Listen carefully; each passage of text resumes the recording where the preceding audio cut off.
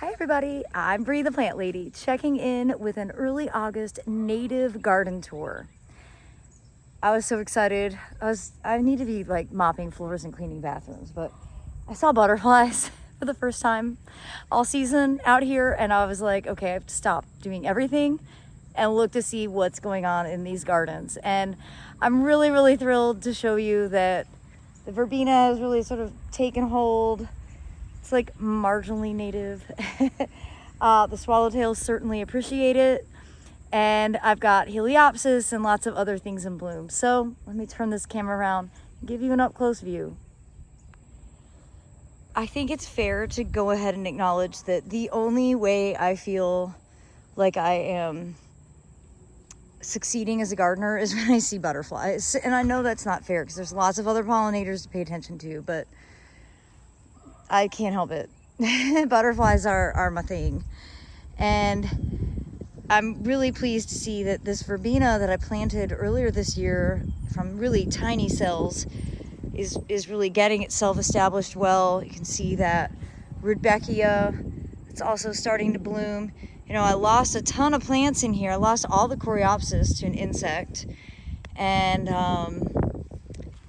well, I've been really worried because I've got invasive grass moving into the beds really rapidly.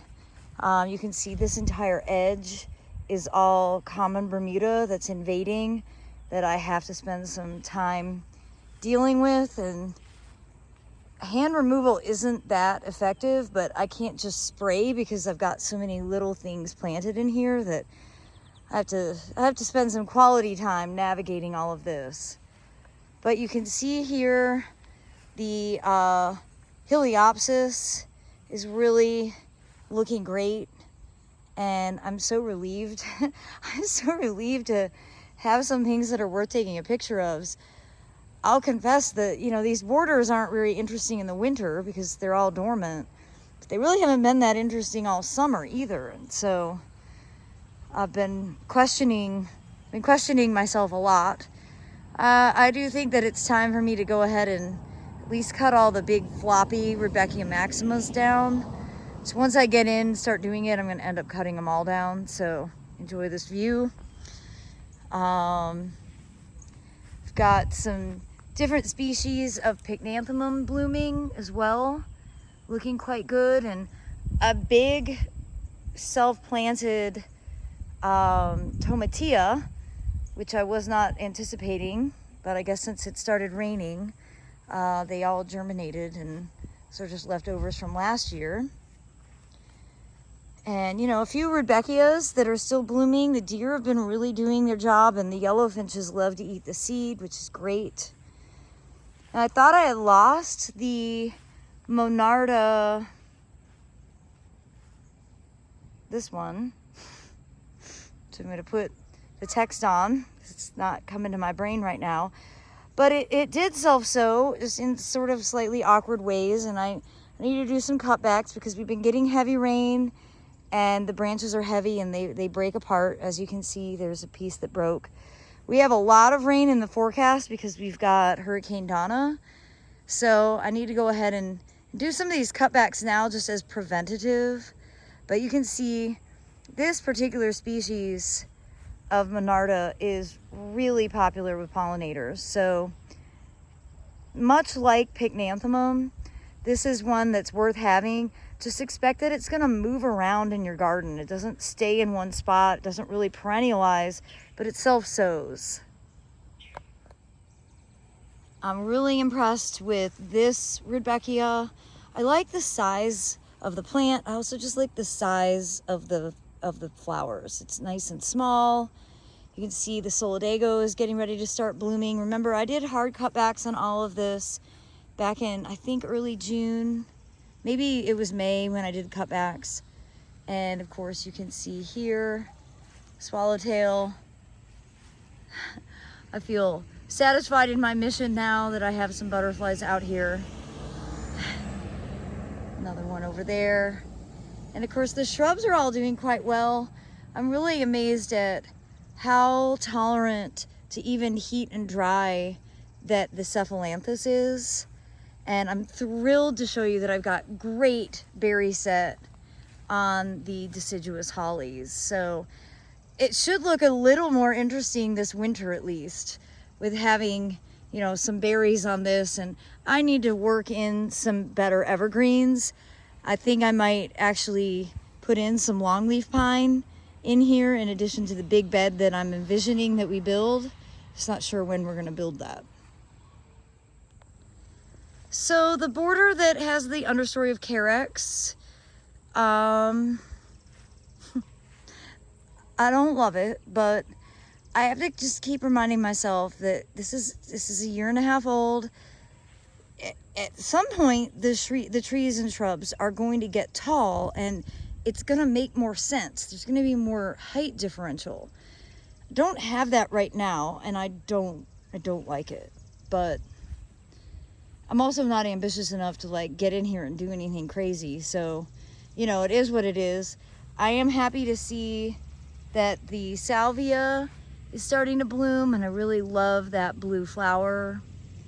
And I'm amazed that there are still California poppies blooming. I'd say Schultzia is probably one of the most surprising and successful of the cottage garden species that, you know, I grow for a spring show, but they persist quite well. But again, they look messy. You know, there's this element of not being super organized about this bed that bothers me. The Eryngium are important exclamation points in the bed though, and they have certainly done what they were supposed to do, which is really fantastic. That's Eryngium yuccifolium. Over here on the east meets west border, the Pycnanthemum absolutely doing its thing. And this is the 2025 perennial plant of the year, Pycnanthemum muticum specifically. And, you know, in addition to lots of other pollinators, you can see that my favorite swallowtails also really enjoy gathering nectar from this plant.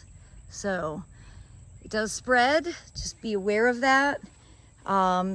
I'm actually really quite pleased to see how well it's doing here on this relatively shady, dry, it's not really all that shady, it actually gets a lot of sun, but very dry border that has, you know, well-established Asian trees and shrubs.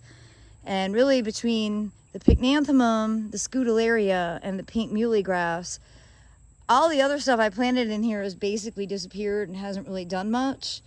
But those three are winners, so I recommend all of those. Well, as I made my way up here to the perennial pocket bed, I'd say this Eryngium isn't making all my dreams come true. You know, it's weirdly lodged and flopped over. And I don't know exactly why, because this bed is made of pure sand, so it's not that it's too rich. It's just awkward.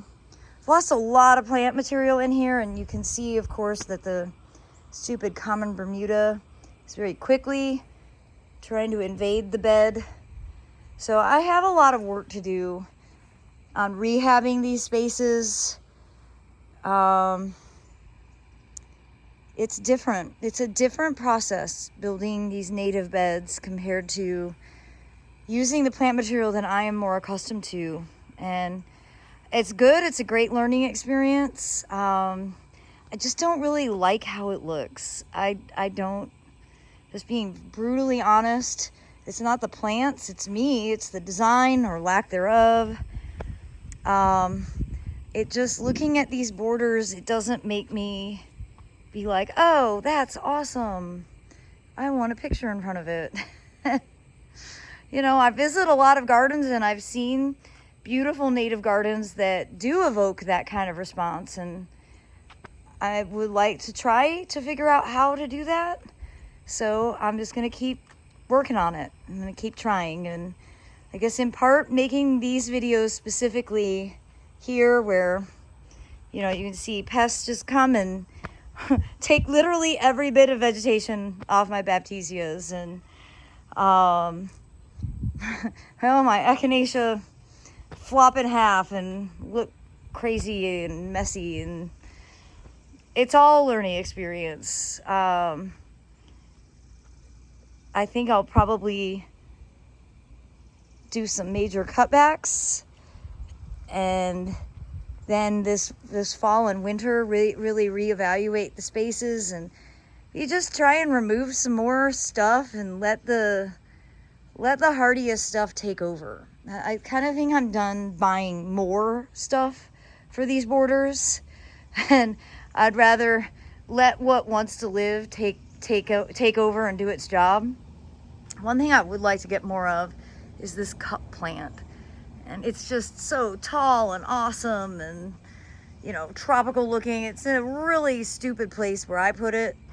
You know, it would look a lot better if it was like out in the middle of those borders, but again, I'm just chalking it up to a learning experience. Not sure what else to say. Well, as we come along here, I love the seating area under this big Taxodium, and you can see I do have a lot of ferns and a handful of shrubs left from spring. These will be included in the fall open garden, but I do plan on planting quite a lot of this, and specifically doing a fern bed under this Taxodium. And I haven't taken you through the greenhouse because I haven't really done much in here, but we did get the big farmhouse table. 3 trees in a coop included this as part of the greenhouse build, and it looks awesome. We have some additional tables in here so that we can extend it and make it really long for classes, but I don't have electrical and plumbing yet, and it is really hot in here. So without fans moving air, it's really not a usable space.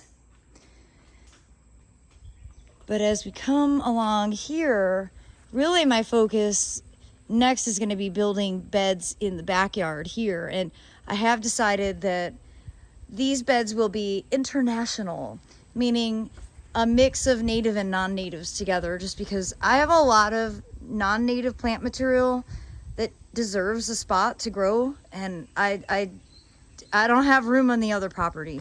So the front yard on this property will be all native. The backyard is going to be a mix of the two. And I haven't done anything to this border, so let's check it out together. I think my theory of putting some of these plants that are, you know, more listed for full sun into a part shade environment is a better choice. And everything is looking really good. Look at that. More Heliopsis, Veronicastrum, I think. It's all filling in really rapidly. I really like this Carex. So that I like this little quadrant right here a lot, and I'm not noticing any major deer damage. I don't want to like jinx myself, but now we do have some weedy things popping up. I'm seeing a lot of smilax and, well, other trees that we just need to come through and do some management of. That's going to be an ongoing process anyway. And, you know, this is mostly native, but not completely native. So I'll just give you that that warning of the whole backyard of this property is just kind of be a mix of plants that I have more experience with that hopefully will be successful. I'm amazed at how much better the Agastache looks in more shade than sun. Perhaps that's why all the Agastache out front has died. Definitely some weeding that needs to be done, but there's time for that. There's always time for that. And the section that we planted 3 weeks earlier, it's amazing how well that's filling in. I mean, all the different ferns have really bulked up. The Polemonium, this Verbena striata. I do think this is a bad plant. I don't think it's quinoa, and I need to pull it out like today before all these seeds germinate. And, well, you know, that's part of why gardening is a hobby. It's never ending. But overall, I'm really pleased with particularly how this back berm planting is looking.